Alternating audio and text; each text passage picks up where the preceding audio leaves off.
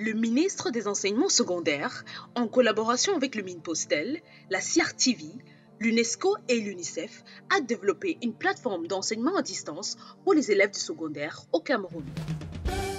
Une série d'enseignements dispensés par des enseignants de qualité pour les élèves du secondaire.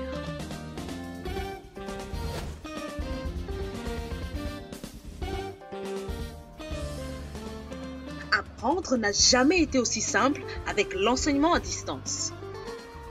Une initiative du ministère des Enseignements secondaires, sous la supervision du professeur Pauline Nalovalionga, en collaboration avec le ministre des Postes et Télécommunications, la CRTV, l'UNESCO et l'UNICEF, nous introduisons l'enseignement à distance comme une autre méthode d'enseignement et d'apprentissage qui diffère du cadre de classe traditionnel auquel vous êtes tous habitués. Dans le mode d'enseignement à distance, vous n'êtes pas avec l'enseignant en personne, alors prenez votre temps, détendez-vous, écoutez l'enseignant, prenez des notes et visitez les liens suivants pour toute question ou réponse à vos préoccupations. Allez-y à votre rythme. Nalovalionga, ministre des Enseignements secondaires. Chers élèves maîtres, bonjour. Je suis M. Keben Dominique, enseignant d'électricité. Nous allons nous intéresser aujourd'hui au cours des schémas automatisme. Ce cours concerne les élèves de 3e année ENIET. Ce cours est subdivisé comme suit. Introduction au module, objectifs, prérequis et activités d'intégration. De quoi s'agit-il dans ce module? Il s'agit d'un module subdivisé en 6 séquences. Nous avons déjà abordé les 4 premières séquences et nous allons nous intéresser à la 5e séquence. La première séquence était intitulée « La commande des moteurs asynchrones triphasés ». La deuxième séquence portait sur le graphe 7. La 3e séquence s'intitulait « Les séquenceurs ». La 4e séquence s'intitulait « Le microprocesseur ». La séquence qui nous intéresse aujourd'hui, qui est la 5e, porte sur l'automate programmable TSX21. Les objectifs d'apprentissage sont les suivants. Vous serez en mesure de pouvoir présenter la structure de cet automate. Ensuite, vous pouvez donner le fonctionnement de l'automate et à la fin, vous pouvez utiliser les instructions étudiées pour pouvoir passer à la programmation. Comme prérequis, pour bien aborder ce cours qui est intitulé automate, vous devez avoir les connaissances en schéma électrique, les connaissances en fonction logique, principalement la logique combinatoire, sont aussi nécessaires. Et pour finir, il faut connaître les systèmes de numération.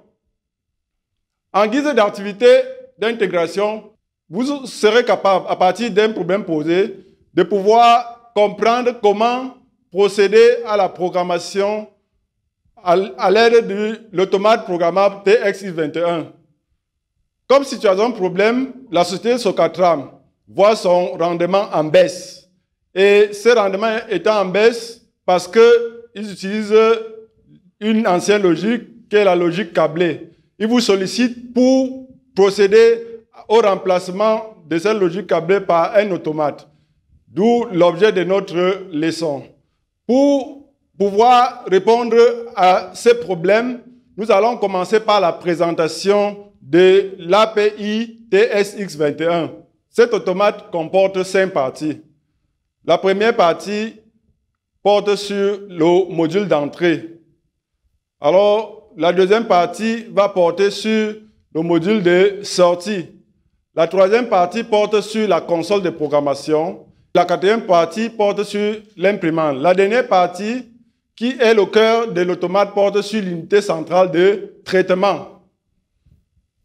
Procédons maintenant à la présentation de ces différentes parties. Nous commençons par le module d'entrée. Ce module d'entrée, il est à la base de la réception des informations provenant des capteurs, des interrupteurs et des boutons pour soi. il est alimenté en 24 volts. Ensuite, nous avons le module de sortie. C'est ce module qui est connecté sur les différents éléments de sortie, tels que les moteurs, les lampes et autres. Ayant présenté ainsi les parties qui concernent l'automate programmable TX621, nous allons regarder comment fonctionne cet automate. Cet automate fonctionne comme suit. Nous avons un programme qui est lu et l'instruction du programme provient d'un multiplexeur qui envoie l'instruction à la mémoire d'entrée. Cette instruction est lue par l'unité centrale. Ensuite, l'unité centrale traite cette instruction et passe l'information à la mémoire de sortie. La mémoire de sortie ainsi active via le démultiplexeur la sortie qui doit être active. Nous avons ainsi vu que pour que l'instruction quitte de la mémoire au traitement, il faut qu'il passe par la mémoire d'entrée, l'unité centrale et la mémoire de sortie. Procédons maintenant à la présentation des cartes de l'automate. Alors, l'automate présente 4 cartes.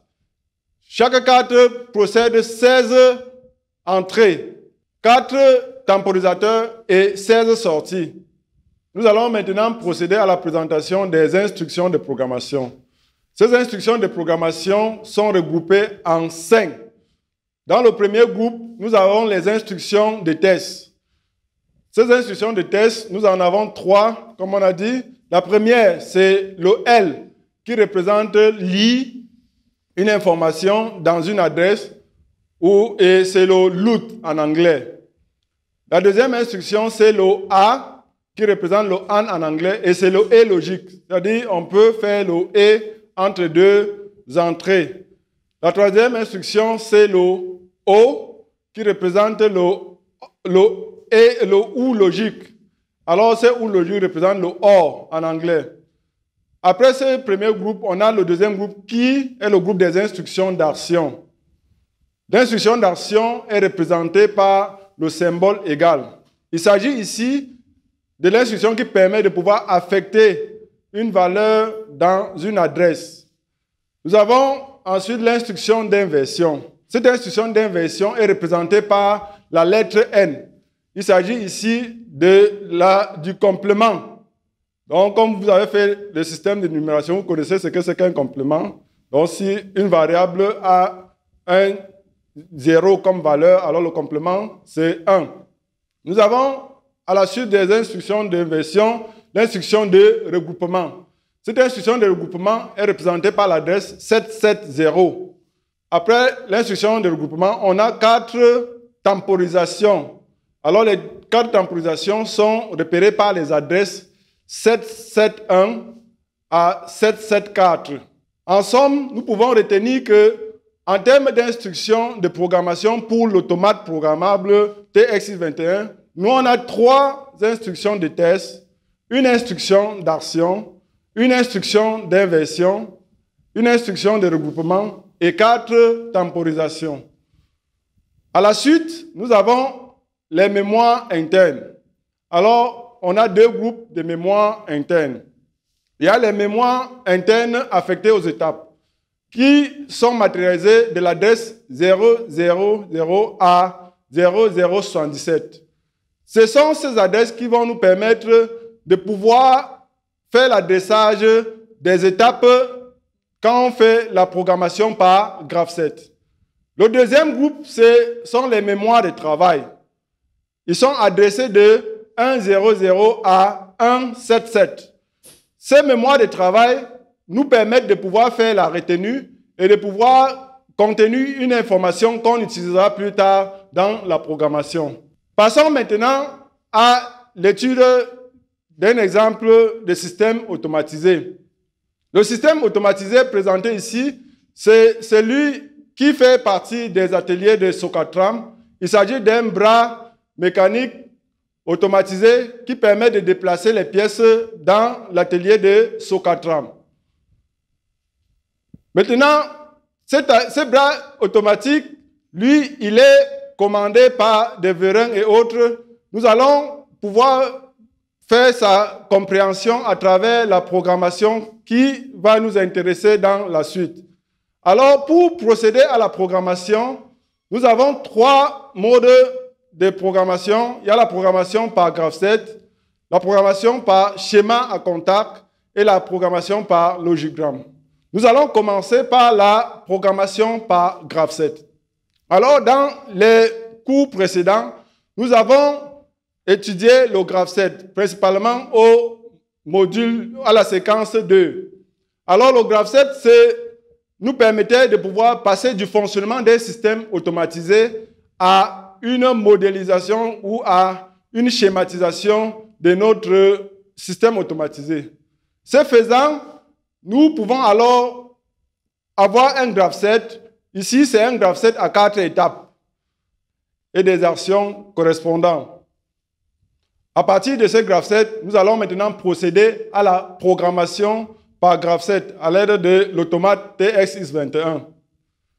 Cette programmation est basée sur 2 phases. La première phase, c'est l'adressage et la phase qui va suivre, c'est la programmation. Dans le mode de programmation par graph-set, nous allons faire l'adressage des entrées, l'adressage des sorties et l'adressage des étapes.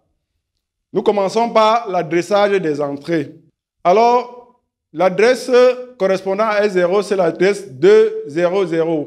Il faut vous rappeler que ici, l'automate programmable TXX21 fonctionne avec une numération basée sur le système octal, c'est-à-dire que les chiffres utilisés vont de 0 à 7. Ensuite, passons à l'adressage des sorties. Nous avons 3 sorties. La sortie AV est à l'adresse 230. La sortie FE est à l'adresse 231. Et la sortie AR est à l'adresse 232. Ensuite, il y a l'adressage des étapes. Nous avons 4 étapes de 0 à 3. L'étape 0 est à l'adresse 000 et l'étape 1 à l'adresse 001. L'étape 2 à l'adresse 002 et l'étape 3 à l'adresse 003. Après avoir procédé à l'adressage des entrées, des sorties et des étapes, passons maintenant à la programmation. Tout d'abord, on va commencer par la programmation des étapes. Alors, pour programmer les étapes, nous pouvons également procéder à l'adressage directement dans le graph-set qui nous donne un graph-set de niveau 3. Il s'agit ici de remplacer chaque entrée par son adresse, chaque sortie par son adresse et chaque étape par son adresse. Dans la programmation des étapes, on commence par l'étape 0. La programmation de l'étape 0 commence par un L 200. Ensuite, on va faire E 200 et 201 et on va ranger le résultat dans 001. Nous allons reprendre cette séquence avec les autres étapes et à la fin, nous allons avoir comme ça le programme des étapes. Pour programmer les sorties, on va lire l'étape à laquelle la sortie est associée. Nous prenons par exemple la première sortie, on va lire 001 et on va ranger dans 230. Qui correspond à la première sortie. En procédant de la même façon, on va programmer les 2 autres sorties. La programmation par graph-set que nous venons d'étudier, elle procède de 2 choses. D'abord, l'adressage des entrées, l'adressage des sorties et l'adressage des étapes. Ensuite, on passe à la programmation. Il s'agit ici d'utiliser les instructions tout en associant les adresses pour pouvoir écrire le programme des étapes et le programme des sorties. Dans la suite, nous allons passer à la programmation par schéma à contact. Dans le travail qui nous est demandé, on va, à partir de la situation d'une machine, d'un autre atelier, avoir le schéma à contact affiché devant vous. Cet adressage peut s'effectuer directement sur notre schéma à contact. Dans l'adresse de ça des entrées, nous avons S1 qui a 200, S2 qui a 201, S3 qui a 203. Ensuite, pour l'adressage des sorties, nous avons une seule sortie, L, qui a 230. Alors, passons à la programmation.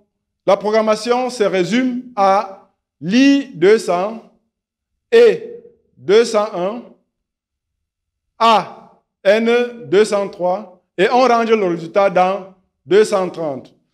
On voit ici que la programmation par schéma à contact est très facile parce que pour le faire, à partir de notre schéma à contact, on peut directement procéder à l'adressage. Et ayant procédé à l'adressage, à partir de l'équation, on procède directement à la programmation. À la suite de ce mode de programmation, passons à un autre mode de programmation qui est la programmation par logigramme. Un autre atelier de la société Socatram a présenté une machine et l'étude du fonctionnement de cette machine nous permet d'avoir le logigramme affiché. Alors, comme consigne, il est question de pouvoir procéder à l'adressage des entrées et à la suite, l'adressage des sorties. Et cet adressage va nous conduire à la programmation. Pour l'adressage des entrées, nous avons 4 entrées. La première entrée, FC1, est à l'adresse 200. La deuxième entrée, FC2, à l'adresse 201. Troisième entrée, FC3, à l'adresse 202. Et la quatrième entrée, à l'adresse 203. Une seule sortie, elle, est à l'adresse 230. On peut également utiliser le logigramme directement pour faire l'adressage. Pour le programme, on va utiliser ici une variable, une mémoire de travail. Cette mémoire de travail va nous permettre de programmer étape par étape. Alors, on commence par l'I 200 et 201 et on range cela dans 100. Ce résultat sera utilisé plus tard. On procède maintenant à la lecture de 202. La lecture est ON 203. On range cela à 101. On revient maintenant, on lit le résultat qu'on avait gardé dans la mémoire 100. Et on fait un O 101, c'est-à-dire ce qu'on avait rangé dans 101. Et on range tout cela dans 230 qui est la mémoire, l'adresse de sortie. Ayant procédé à l'adressage des entrées et la programmation, nous allons maintenant procéder au résumé de notre leçon. Alors, qu'est-ce qu'on peut retenir de cette leçon? On peut retenir que l'API TXX21 comporte 5 parties. L'interface d'entrée, l'interface de sortie, l'unité centrale de traitement, la console de programmation et l'imprimante. La programmation, à l'aide de cet automate, peut nécessiter la connaissance des instructions. On a la programmation par graph-set, par schéma à contact, par logigramme.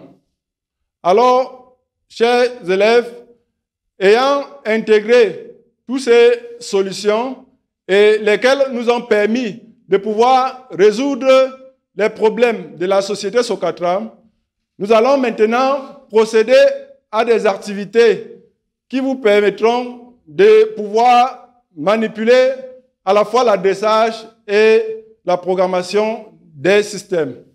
Comme premier exercice d'intégration, nous avons un exercice qui porte sur le schéma de commande d'un système de démarrage d'un moteur de sens de marche. Le schéma à contact est présenté. Alors, comme consigne, il vous est demandé d'adresser les entrées et les sorties et de pouvoir élaborer le programme correspondant. Alors, vous avez quelques instants pour pouvoir réfléchir à ces différentes questions posées. il est à retenir que, comme on a fait précédemment, l'adressage utilise les adresses d'entrée et les adresses de sortie.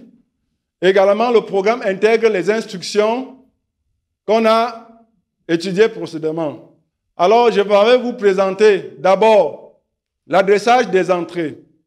Cet adressage des entrées, il est le suivant. On a l'entrée S0 qui est à 200, l'entrée S1 qui est à 201, l'entrée S2 qui est à 202. Ensuite, il y a l'adressage des sorties. On dispose de deux sorties, KM1 et KM2, de notre schéma de commande. Passons maintenant à la programmation. Comme étudié précédemment dans notre cours, nous allons intégrer ici les mémoires de travail. Alors, procédons d'abord à la programmation en lisant l'entrée 201 ou 230 et on range dans 100. Ensuite, lisons 202 ou 231 et on range dans 101. À la suite maintenant, on va faire le LN 200 et 100 et AN 231. Nous avons ainsi rangé le résultat obtenu dans 230 pour programmer le fonctionnement de KM1. Dans la suite, on va faire un LN 200, un E 101 et un AN 230 et on va ranger dans 231 pour programmer le contacteur KM2. Ayant procédé à la programmation par schéma à contact d'un démarrage, deux sens de marche, on a pu faire l'adressage et ensuite la programmation. Nous passons à notre deuxième exercice qui porte sur la programmation par logigramme. Une machine étudiée présente le logigramme qui vous est affiché. Alors, comme consigne, il faut procéder à l'adressage des entrées et des sorties. Ensuite, écrire le programme lié à ce logigramme.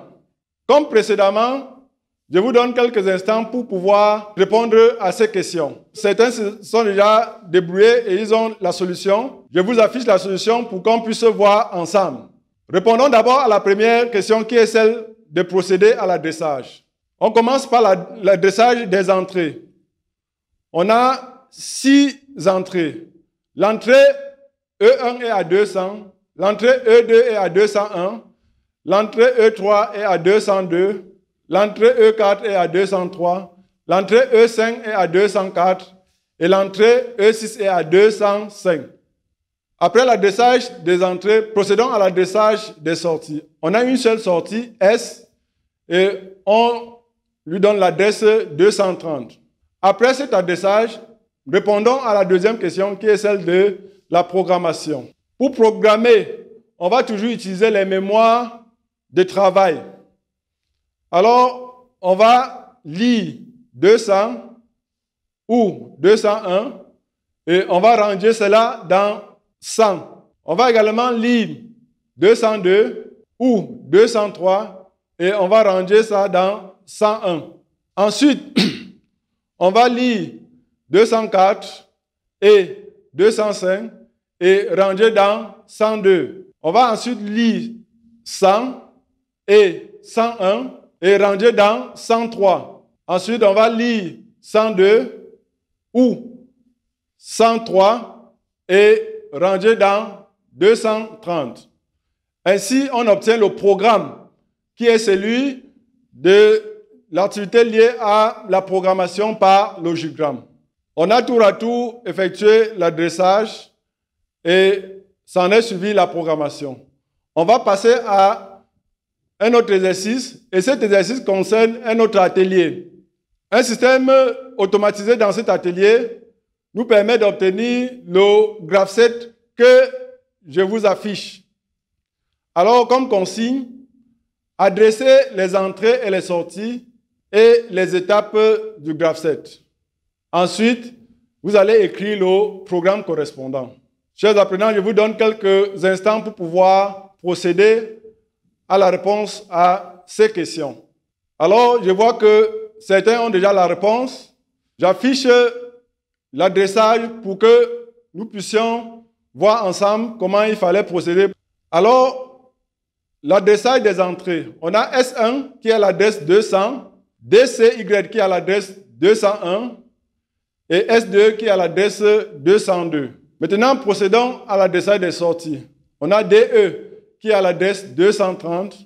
On a MO qui est à l'adresse 231 et T qui est à l'adresse 771. T représente une temporisation.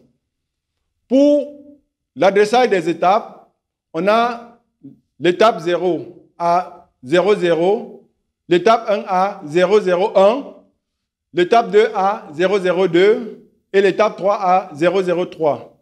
Après l'adressage des entrées, des sorties et des étapes, passons maintenant à la programmation. Ici, nous allons programmer une étape, programmer la temporisation et une sortie. Il faut retenir que si vous avez l'amabilité de programmer une étape, vous pouvez répéter cela dans les étapes qui suivent. Procédons à la programmation de l'étape numéro 1.